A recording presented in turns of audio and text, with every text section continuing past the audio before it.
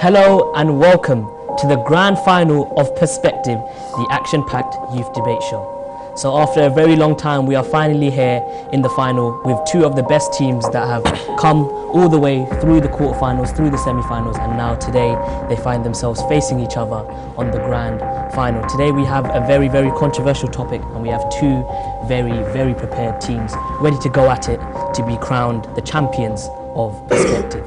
But before I head over to the teams and the topic, I'm going to come first to the panel of judges, the three main important people here today who are going to decide which way this grand final goes. So let me go ahead and introduce them. So first, closest to me, we have David. He served in the British Army and the Sultanate of Oman's Air Force. He then trained as a physiotherapist and worked for 20 years in the NHS. He's currently employed working with children and families in early years. David enjoys reading and surfing the internet. He also likes natural history and current affairs programs. Okay, so David, what are you looking for today in the champions of Perspective? Well, as you said, it is the final, so I expect we're going to see some nerves. But remember, this is your opportunity. Enjoy yourselves, have some fun, listen to the arguments, and counter-attack. Thank you very much, David. I'm sure the contestants are paying close attention there. Now, in the middle, we have Nahiyan Pasha. He's a graduate from the London School of Economics and Political Science, and he studied government and history. Nahiyan enjoys traveling, reading, and takes an avid interest in Bangladeshi history. He's currently the General Secretary of the LSE Students' Union. So Nahiyan, what are you looking for today in the champions of Perspective? Well, I'd start by congratulating both teams for getting this far into the competition. I'm looking forward to see participants articulate their ideas well and also work together and function well as a team. And like David said, most importantly, it's important you guys have fun. Thank you very much, Nahiyan. And finally, on the far side, we have Mahmoud El Ghanem. He's got an undergrad and a master's in development management from the London School of Economics. He's interested in Islamic history and Middle Eastern politics, and he works at a global health consultancy in the city. He also supports Arsenal and enjoys watching White Collar on Netflix. So Mahmoud, what are you looking for today in the champions of Perspective? So as Mahathir said, well done to both teams. You know, you've been brilliant so far, and I've seen you come through the rounds, so really well done on that. I'm looking forward to the teams again. You know, I'm a big fan of stats, so I want to see lots of stats today, and more importantly, make sure we listen to the opposition and try and pinpoint any kind of weak arguments in what they're saying, and try and counter that with your points as well. So yeah, looking forward to it. Thank you very much, Mahmoud. So the judges have set a very high bar for the champions of Perspective to reach today in today's final debate. So now I'm going to come over to the actual contestants. What I'm going to do is I'm going to ask from each team for you guys to take the microphone and give us your name and one of your hobbies or something that interests you, and then pass it on to the next person. So I'm going to come to team arguably the best first. Can I ask you guys to begin? My name's Anish Prabhu, and my hobby is table tennis. My name's Masuma, and my hobby is researching parapsychology. My name is Jason, and I enjoy reading. Thank you very much, team arguably the best. Now coming over to the Smart Hallows, can I ask you guys to do the same, please? My name's Moaz, and I support Man United. My name's Adib, and I like playing football. My name's Ikra, and I also enjoy reading. Okay, thank you very much, Smart Hallows. Now, coming on to the actual statement for today's debate. The statement is, there should be no surveillance in society. And we have team arguably the best who today are going to be debating for that statement, and we have team Smart Hallows who are going to be against that statement. So surveillance, it's a very controversial thing. On the one hand, it can make people feel safe. On the other hand, people may feel that it's an invasion of their privacy. So without further ado, we're going to head on into the first round of today's program, and that is the speeches round, where, as you probably already know, each contestant is going to be asked to give a short 1 to 2 minute speech based around whether they are for or against the statement, and they're going to just outline a few of their main key points while also trying to win some points over with the judges in terms of the way they articulate their arguments and how well they are in their timekeeping.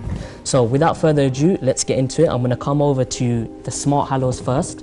So I'm going to ask each of you to give your short speech, and then I want you to pass it on to the next person in your team. So off you go. Respected judges and fellow opponents, today I will argue against having no electronic surveillance. With the world going through a very difficult time, surveillance is needed for our safety. And when this world has become digital, surveillance has to be done electronically as well.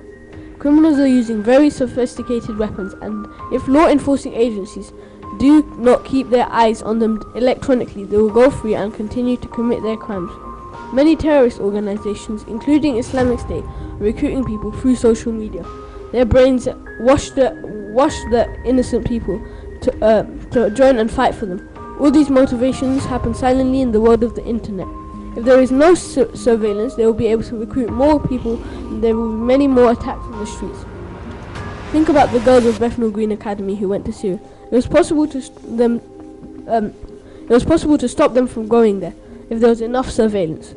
Defense Secretary said British police stopped 12 major terrorist attacks last year because of surveillance. Shops and offices have CCTVs to stop crimes like burglaries and shoplifting. There are speed cameras on the road to stop overspeeding for saving our lives. The electronic surveillance helps us to keep law and order in shape and save our lives. I know you will argue that electronic surveillance breaches people's privacy, but I hope you will agree with me that life is much more important than privacy. At the end here, I'm giving you an example. Think about a knife. This is a very important tool in our everyday life. We use it for cooking, but at the same time, one can kill people with it. But that doesn't mean it should be banned from our families. That's why we have to make sure that surveillance will not be misused. Think of surveillance as the knife, but it will be there to make this world a better and safer place to live. Thank you very much, Adib. A very strong speech there. Now coming on next to Ikra. Dear judges, today I'm arguing against the statement there should be no surveillance in society. This is for many reasons. Firstly, I find that crimes are often reduced in areas where there are active CCTV cameras, as criminals are deterred from doing anything, as they know that they could easily be caught. Hence, surveillance systems such as CCTV can help reduce crime before it even starts. Secondly, I feel that having surveillance systems such as CCTV allow the general public to feel safe in and around their area. For example, according to YouGov.co.uk report, 93% of population approve of CCTV cameras in banks and building societies. This is followed by a further 89% who approve of it on tube trains and 84% of who approve of it on town high streets. Hence, we can see that the public find it useful in terms of their safety, and therefore I feel we should be using electronic surveillance systems. Finally, though some may argue that CCTV takes away privacy, I feel that this is not necessarily the case, as CCTV cameras are often in public places anyway, where people don't find themselves in any situation of privacy, and there is no sort of surveillance in private areas such as someone's home. Hence, I feel it's better to be safe than sorry, and for a person to have the reassurance that they are safe under the watchful eye of CCTV from any crime, as opposed to being angry for being watched in an area that's not truly private anyway.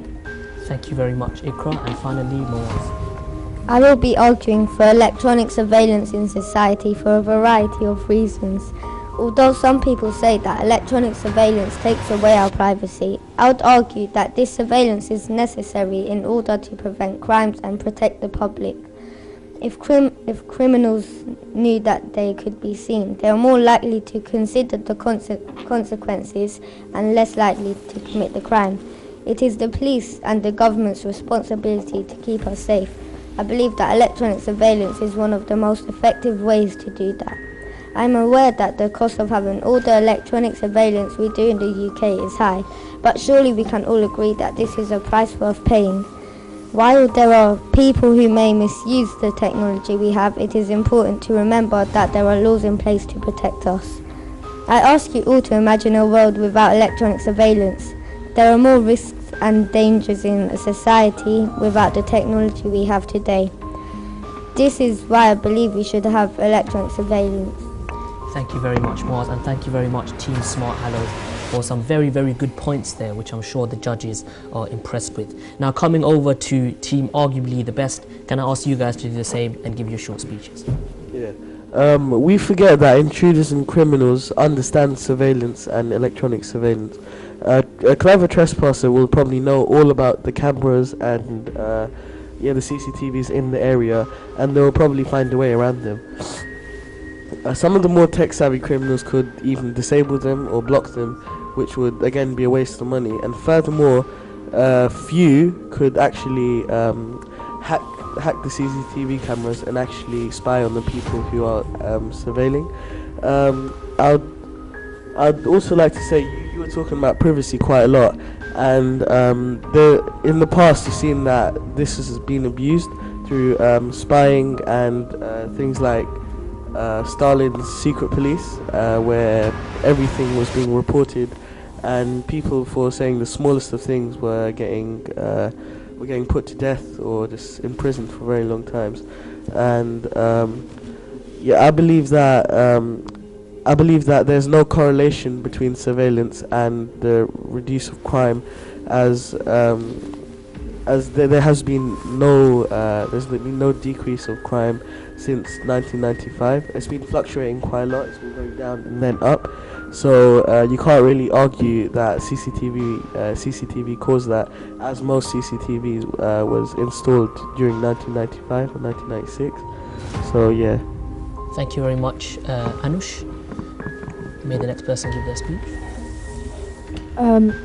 I'd like to start off by saying that 75% of the Home Office crime prevention budget is spent on CCTV systems, but the use of CCTV has reduced crime by only 5%. Plus, we've spent billions of pounds on CCTV and only 3% of robberies have been reduced. CCTV systems are most effective in cutting vehicle crime in car parks, but while doing this they also require good lighting and security guards, so this shows that how they're not independently effective. They need loads of other systems to be put into place in order to be effective. So that means a lot of money is spent on it. We could spend this money elsewhere on like alternatives, so we could use alarm systems which would actually alert the police and possibly scare criminals away instead of just recording it to be viewed later. As well as this, 80% of CCTV images are far from ideal. This means that the police are face difficulties in identifying criminals. And it's reached a point where we've become way too dependent on CCTV, where it's led to the reduction of frontline policing. So instead of having police on the streets to stop crime, we've just got CCTV, and this leads to people not feeling as safe, and the effectiveness of crime prevention is lowered. Thank you very much, Masima. And finally, Jason. I would like to argue against the use of surveillance in society for a multitude of reasons. But firstly, I'd like to rebuttal some of the points made by the opposing team. So in regards to terrorists and the recent spur in terrorist-related incidents, I'd like to mention that most terrorists are not deterred by surveillance. If anything, they're encouraged by the coverage it brings them and the spread of their message, because ultimately the message that they're trying to bring is not one of peace, and one that they eventually know will be spread to the mainstream public. So in terms of foiling bigger incidents such as that, I don't find surveillance to be as effective as it's stated to be. However, I would agree surveillance is more suited for resolving petty crimes and for being able to deal with situations such as that. However, while saying that, it's important to note that there are studies such as the 2005 British Home Office study that states that security surveillance hasn't made a difference to the amount of crime committed or the fear of committing a crime. From this, I've come to the conclusion that deterrence is not enough for crimes to be reduced. There has to be other factors which are the causes for crimes to be crimes to be committed, which means that whether or not you have surveillance, crimes are still going to be committed. People who are committing crimes know how to get away with it whether or not you have surveillance. So there's other factors you need to deal with, that you need to tackle if you're aiming to come to that end goal of reducing the amount of crime. Thank you very much. Thank you very much, Jayshan. Thank you very much, team arguably the best. So in this opening round, we've seen some very, very strong points come from either side. So we can tell that this is of the grand final quality. Both teams are, up there in terms of the way that they articulated their points and the amount of points that each team gave. Okay, so now we're going to head into a very short break, after which we're going to head into our second round, which is the actual debating round. But before we go there, we're going to have a very, very short break.